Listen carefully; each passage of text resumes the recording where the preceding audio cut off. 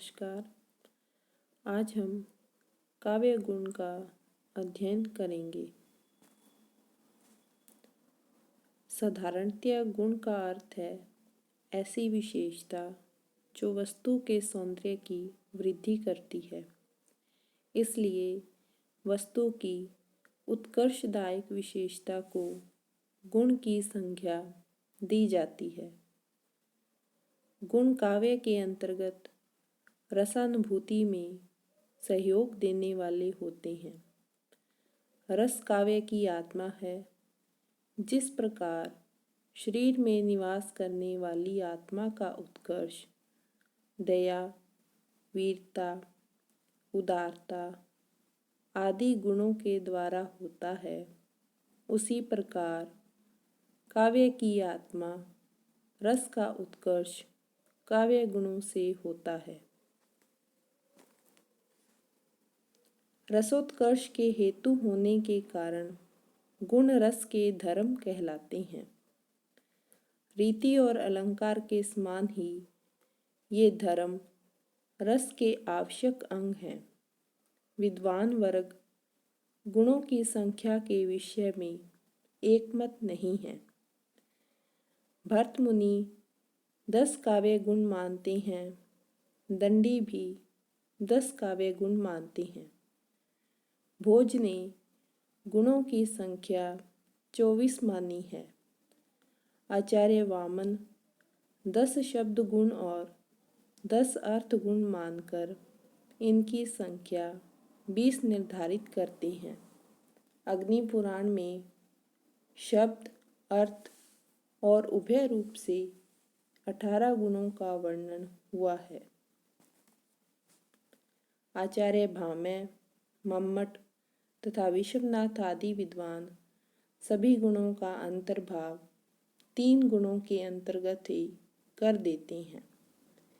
ये 3 गुण हैं माधुर्य, ओज और प्रसाद गुण। माधुर्य गुण। माधुर्य का अर्थ है मधुरता। अतः हृदय में जो रचना मधुरता भर दे वह माधुर्य गुणमयी होती है।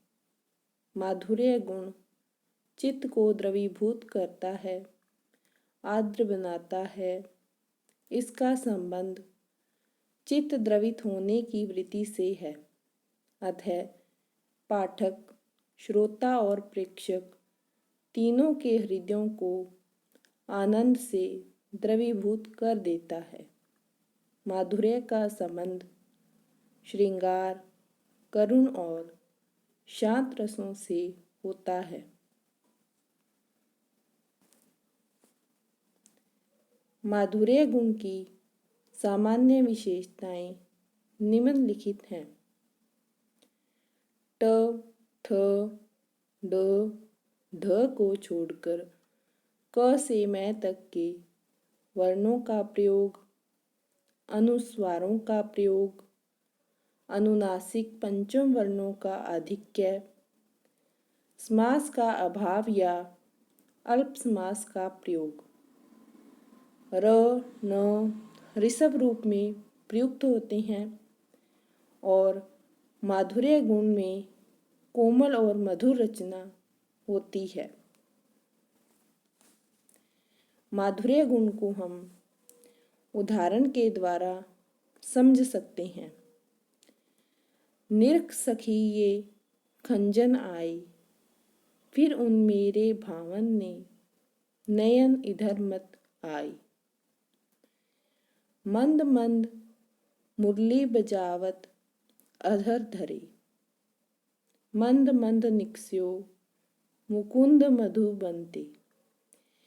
इन दोनों ही उदाहरणों में हम देख सकते हैं कि इनमें पंचम वर्णों का और अनुस्वार युक्त वर्णों का प्रयोग हुआ है।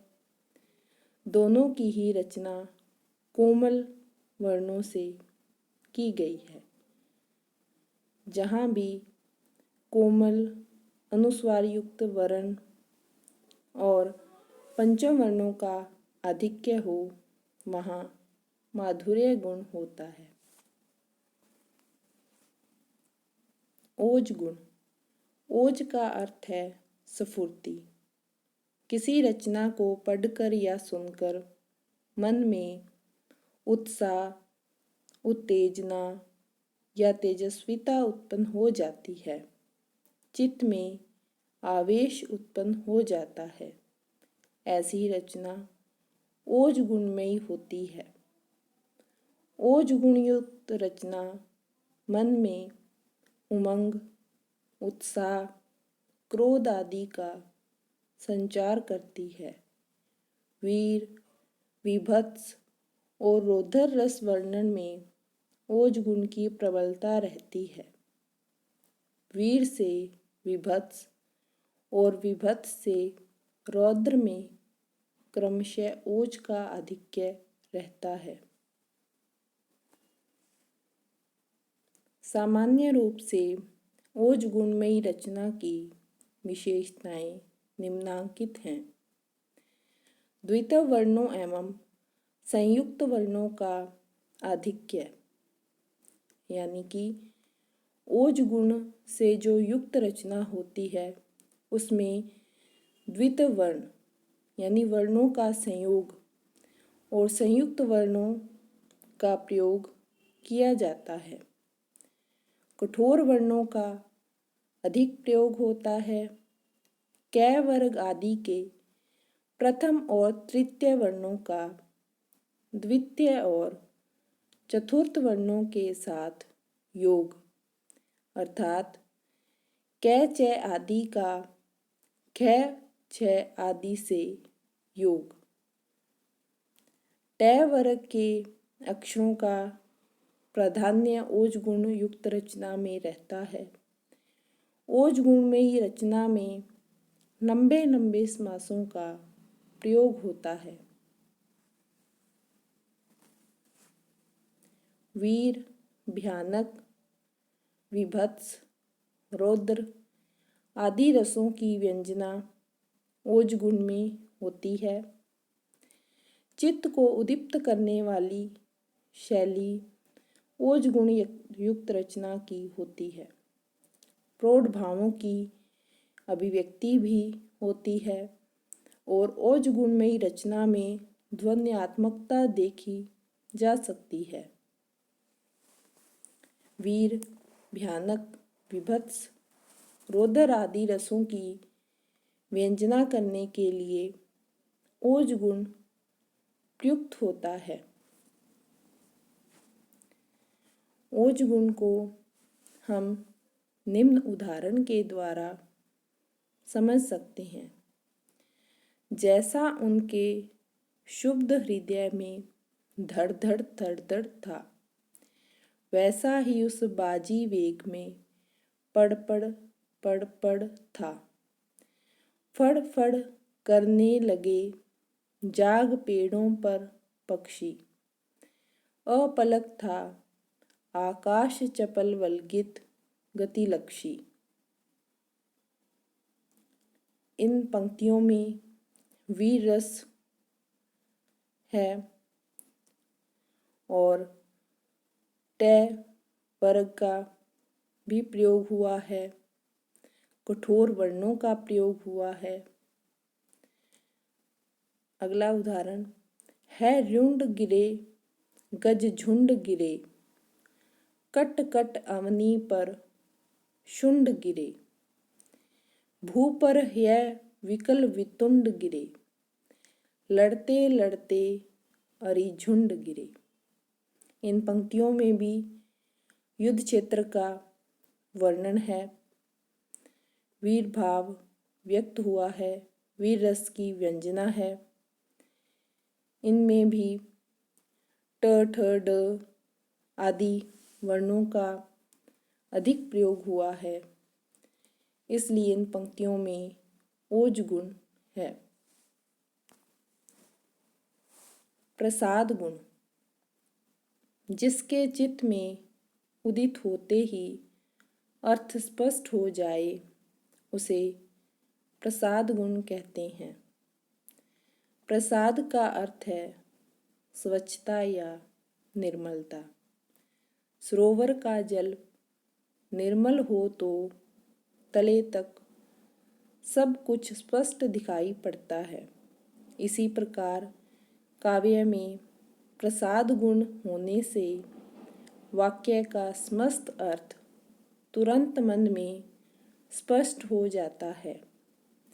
जैसे सूखे काठ में प्रज्वलित अग्नि सहज ही और शीघ्र ही व्याप्त हो जाती है, वैसे ही प्रसाद गुण वाली रचना को पढ़ते ही उसका अर्थ चित्त में व्याप्त हो जाता है।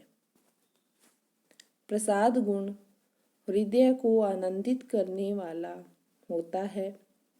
चित्त का विकास करने वाली वृत्ति से इसका संबंध है। वर्णों, समासों और प्रयोगों की कठिनाई को दूर से ही नमस्कार करती हुई जो रचना सरल, सुबोध और सहज रीति से अभिव्यक्त होकर पाठक या श्रोता के मन में सुनते या पढ़ते ही अर्थ प्रतीति कराती है, वह प्रसाद गुणमयी कहलाती है। संपूर्ण नवरसों में प्रसाद गुण की गति होने के कारण रसराज श्रृंगार की भांति प्रसाद गुण भी गुणों का राजा कहलाता है, क्योंकि सभी रसों की व्यंजना प्रसाद गुण में भी हो जाती है। प्रसाद गुण को हम निम्न उदाहरणों के द्वारा समझ सकते हैं।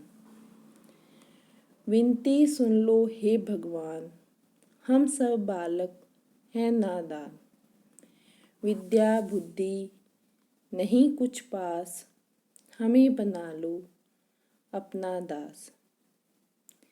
इन पंक्तियों का अर्थ पढ़ते ही समझ में आ रहा है, इसलिए इसमें प्रसाद गुण है। प्रसाद गुणमयी रचना का अर्थ सीधे ही पढ़ते ही समझ में आ जाता है।